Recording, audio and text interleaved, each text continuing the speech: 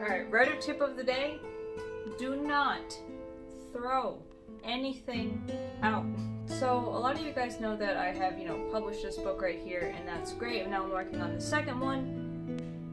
And the second one is giving me all kinds of drama, grief, and madness because that's just how middle books go, I guess. I don't know. It's my first middle book, so it's a ride. But when it comes to how I write, one thing that, maybe it's because I'm a pack rat, maybe because, I don't know, it's just like an anxiety thing, but if I have to cut something out of my book, I don't just delete it. I actually kind of squirrel it away into all kinds of folders. And you can see here, by my list of file names, that I have very interesting ideas about the thing that I'm cutting. However, as a writing tip, I'm going to suggest that you save all these things in separate documents anyway, and that you title them things that you know what they are, right? So you don't lose them. Because sometimes when you're writing that first draft, you might have an idea that then you cut, you say, no, that doesn't work. And then later, it might work again. It goes without saying that when you write a book, you're going to cut a ton of stuff out of it. However, a lot of times you might cut things and then, I don't know, decide you like them again. You might want to just read them over later and see if there's anything still worth throwing in there. Maybe you don't include the whole idea, but you still, I don't know, take the general spirit of it or put it in a different context, maybe from a different character's point of view or something like that. Nonetheless, when you save it, it's going to be a good reference. And beyond that, when you save it, it serves as a reminder that, you don't have to be perfect on the first draft. So, for instance, I wrote book 1 of The Glass Witch, and then as I was writing book 2, I was like, why is this not as good as book 1? Well, because book 1 has all of this extra content that I cut out of it that was really making it bad the first time around.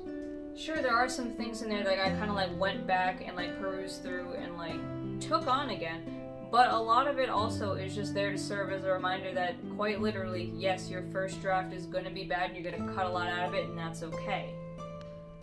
This is basically a reminder to myself that no, book 1 wasn't all roses either before it was heavily edited. And craft-wise, right, it doesn't seem like much of a tip, but at the same time, you can talk about voice, you can talk about, I don't know, plot and conflict and character, but a lot of times people don't talk about just the ways in which you can keep moving. The tools and tricks that you can use to keep momentum while you're writing.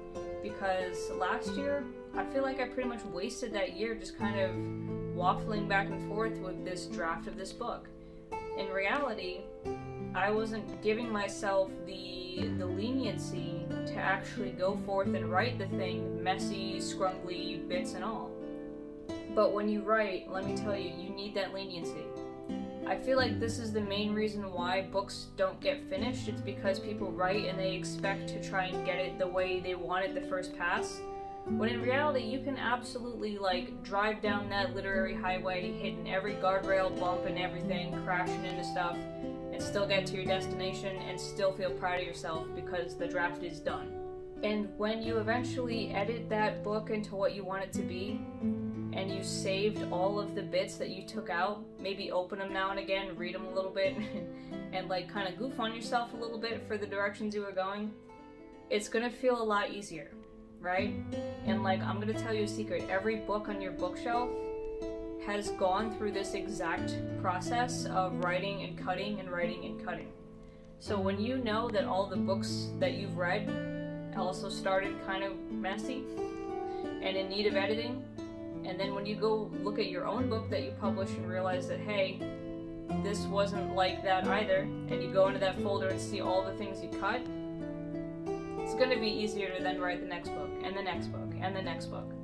So maybe that's the real writing tip here, is keep reminders for yourself that you don't need to be perfect, and your book doesn't have to make all the sense in the world at the first pass.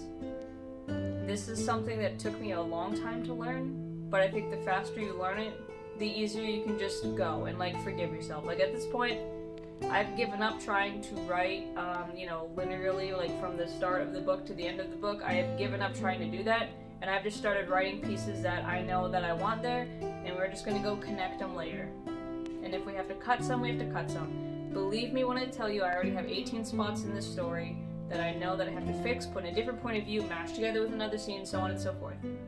We'll get there when we get there, but God knows I'm gonna have to add a few more things to my retired folder. But overall, yeah, saving your old stuff is a great way to not only keep the momentum going, right? Like if you just cut it, you paste it, you put it aside, it keeps the momentum going because you're not thinking about it. It's there for reference if you decide after all that that was a really good idea that you want to keep. And also it reminds you that like you do not have to be perfect the first time you're writing the draft. You can have as many messy bits as you want and just take them out and let them sit there as like a reminder of where you started, especially when you're holding that polished finished product. So that's my advice on, extra content, deleted content, and what to do with it. And I'll see you guys next week for a little bit of world building. See ya. By the way, if you want to see these videos 2 weeks earlier, consider subscribing to my Patreon, where you not only get all these videos, but also recipe cards, specific deity profiles, and lots of other interesting things to look at. Video tiers start at $10 a month, so definitely consider checking it out.